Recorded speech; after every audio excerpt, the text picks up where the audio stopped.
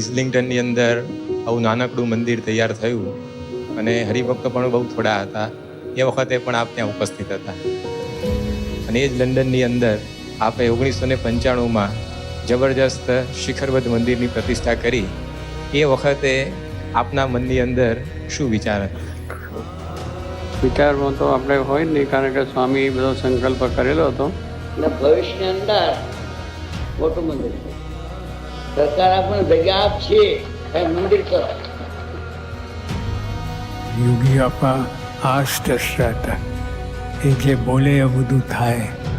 અને પ્રમુખ સ્વામી મહારાજે કરી બતાવ્યું.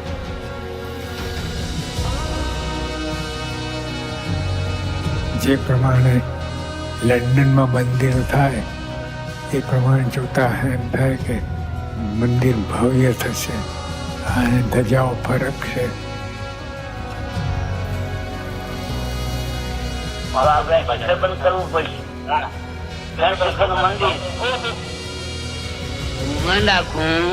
સ્વામિનારાયણ ભજન કરે સત્સંગ થયો, સ્વામી શબ્દ મૂકતો.